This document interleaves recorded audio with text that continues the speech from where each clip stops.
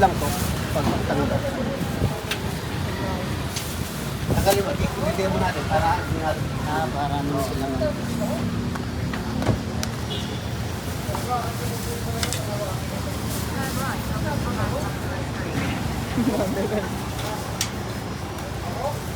ito, bitak na po yun. Ang pagkabit lang po ito. Ay, didiin lang. Ididiin lang. Ipapasa lang po ito. Magkabila.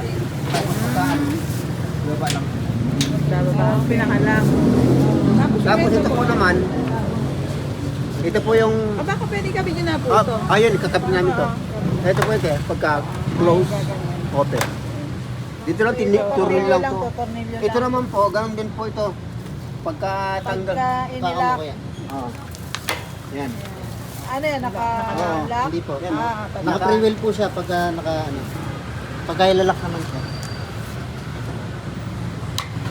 Okay. Sa taas ang ano. Apo, apakan nyo lang po ito. Apakan lang. Ayan. Tapos, Pre-wheel na po yan. pre-wheel na yan. Ayun na pala. Apo, ito, naka-forma na po siya. Oo. Apakan nyo lang po. Okay. Apat po yan.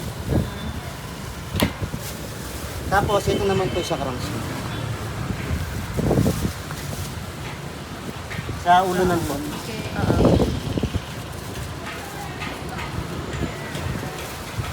Yan na pinakasagad niya. Kapitin natin yung... Pwede naman ang i-assemble na yan. Opo, yan yung kapitin natin. Tapos, saka ito, pinagay namin yung gulong. Opo, yan na lang. Tapos, turo na yung pagpakan pag Yung lagay ito ng na mga lang tornilyo.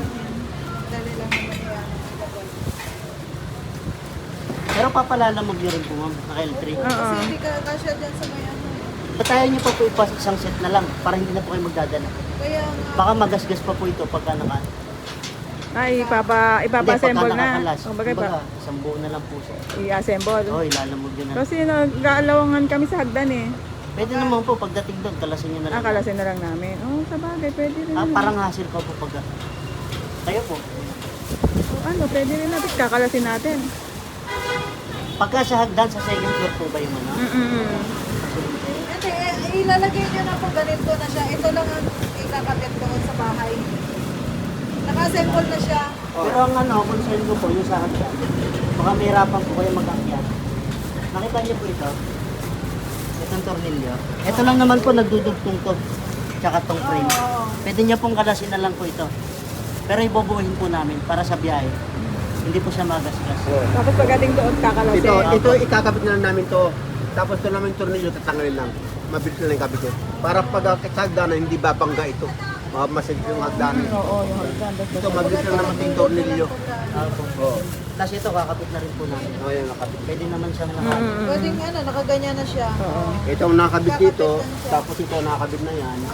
Ang problema, ito na lang Oh, yan ikakabit. ang tali. Tsaka ito.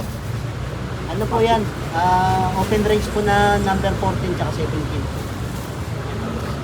14 tsaka 17. 14.7. Ano yung tools niya? Ano ba? Ano ito?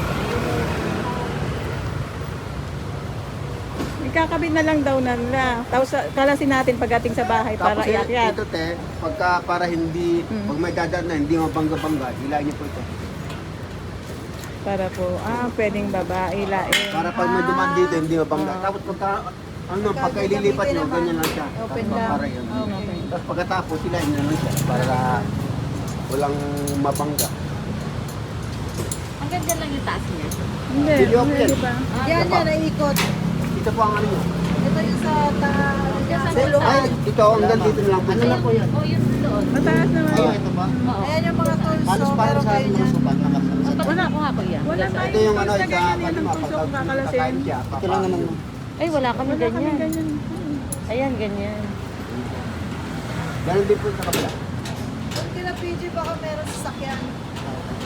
Anong number? Ay, tignan. May mga number naman yan eh. 13, 14, tsaka yung isa? 14, 17 lang. Ayun yun, 14, 17. 14, 17, Ito yung sa tornilyo, ito yung siya may ano niya po. Yung okay. sana. Ayan tayo. Ayan o. Pwede kaya na nga pagdating sa kanya. Kaya yan. Kaya na kaya yan. Assemble lang.